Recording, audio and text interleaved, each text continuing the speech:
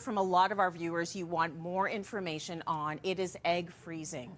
It's getting more popular as we have babies later.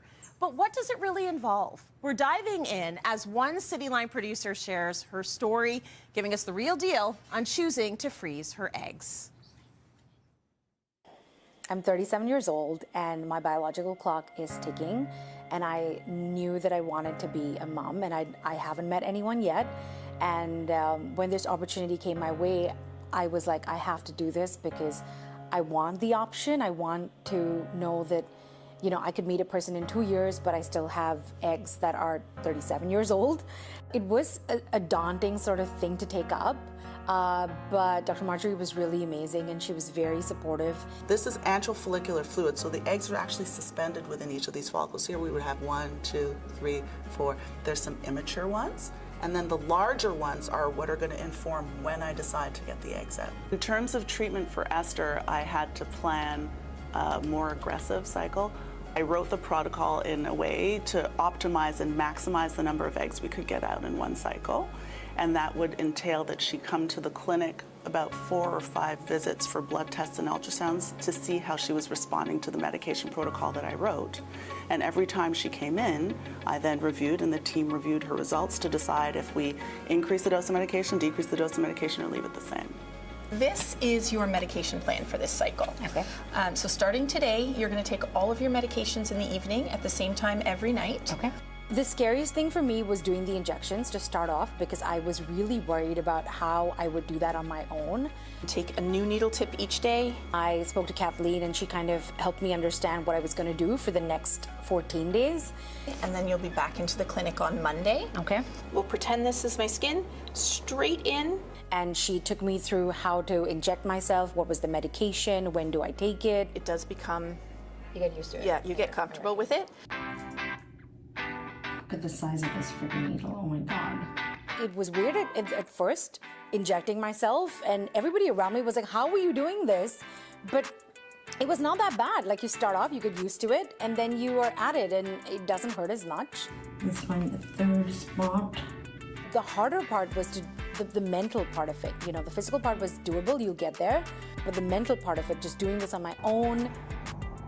You're pumped with estrogen, so your hormones are flying and your everything is heightened. So I would be bawling all the time. This is me in tears because that is what happens. Everything is heightened and I'm sitting thinking about life and weeping. It's really uncontrollable. That's what it is.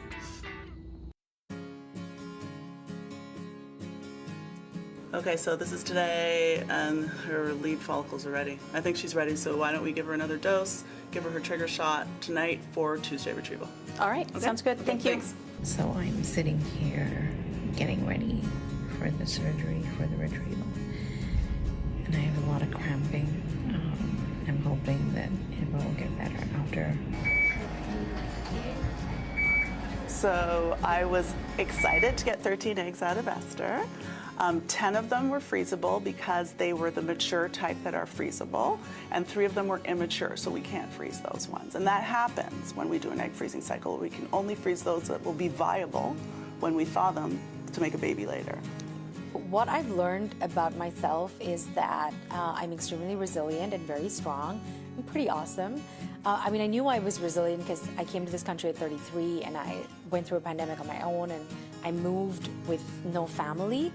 But I think that this has just taken it one notch higher, and I feel like I can do anything that I put my mind and body to.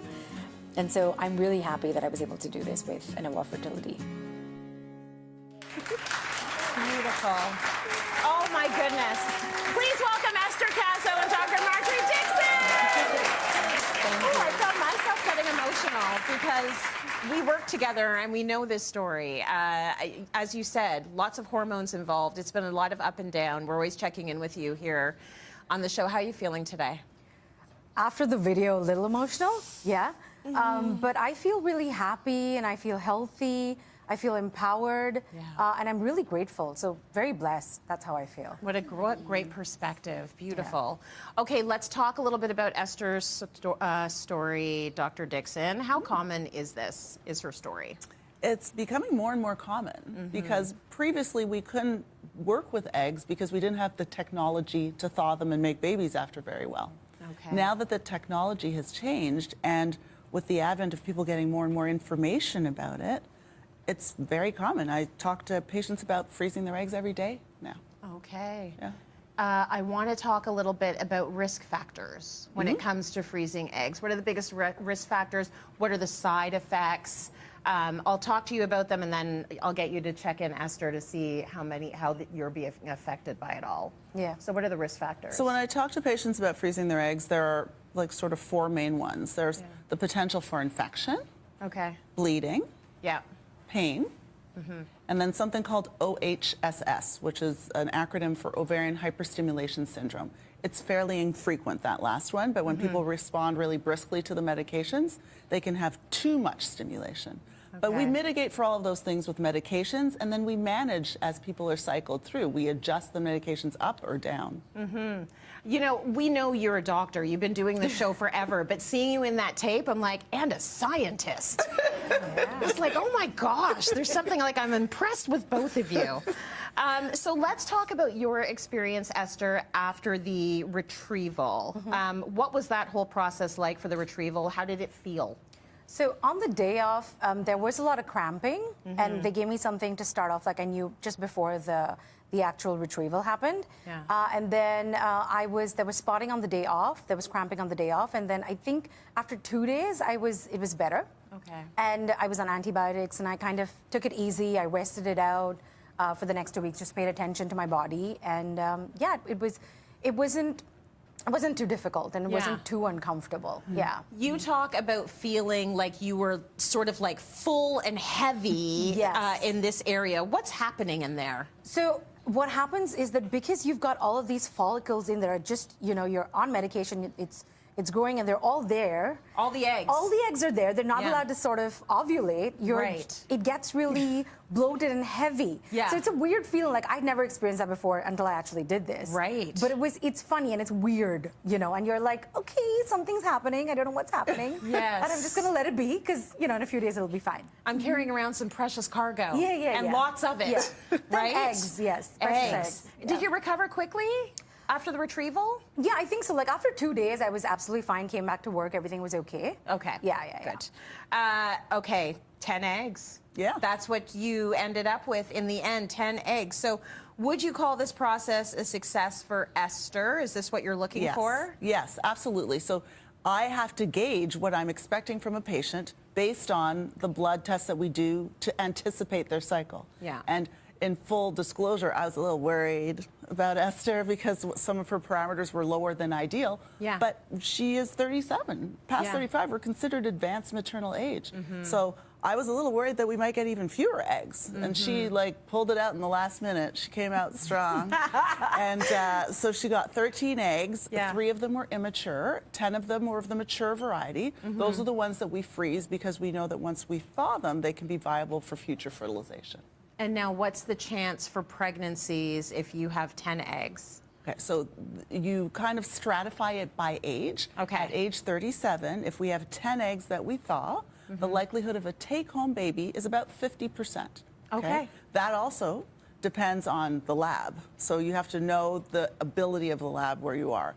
The Okay. younger you are, under 35, if you thaw 10 eggs, your likelihood of a take-home baby in our hands at Anova is 60%. Okay. So the younger, the better. And then if you get older, past that, 38, 10 eggs only gives you a 40% of take-home baby. So the sooner you come, the better. Got it. All right. Talk to us a little bit about financing this whole process, because I think a lot of people are interested in finding out how long it takes and how much it might cost. So how long it takes, we take about the first 2 weeks of your cycle. We're capitalizing. Instead of ovulating once, we give you medications to make you ovulate as many eggs as possible, but you don't ovulate them yourself. We ovulate for you. Okay. The cost of a cycle now, Yeah. it ranges somewhere between $10,000 and $13,000. Right. But patients come to it in a variety of ways with a variety of financial tools. So sometimes people have benefits. For the big costs are the process, the procedure, the technology, and then also the medications. So sometimes the process is covered, sometimes the medications, sometimes both, sometimes none. Yeah. We also have financing. Sometimes people pay in installments over years, so it really is a variety. We have a patient care service that helps people navigate that because that can be somewhat daunting, but we like to help walk people through the journey, so we have that service available as well. And that's a case-by-case basis. Absolutely. Okay. Esther, you know, I loved hearing you say in that tape that you are strong and resilient and you're awesome. A lot of people don't know, like behind the scenes here on the show, we are all in each other's business. And we know that Esther came here with no family and has built a whole community and is now building your own family here in Canada. So what advice do you have for people who are thinking, this might be something I want to try? I wish I knew about it sooner. So I think education is the biggest thing. We don't realize you hit 30 and your fertility starts to deteriorate. Yeah. 35 even more. So I would say get that test done. Test your fertility, see where you're at, and then start saving up for it if you think that that's what you want to do. And you know, it could be your career. You might want to have kids later. You might not have a partner. Whatever the reason is, get that test and then try and save up for it. Knowledge and then is do power. it. Yeah, knowledge is power. If I Knowledge have is one there, power. I've had the same conversations with people over years. Yes. And having the information is what the game changer is. Yeah. So that people are not at the mercy of their biology. Be proactive. Absolutely. Thanks, both of you. Thank you. Thank you, Esther. Thank you. Thank you, Dr. Marjorie.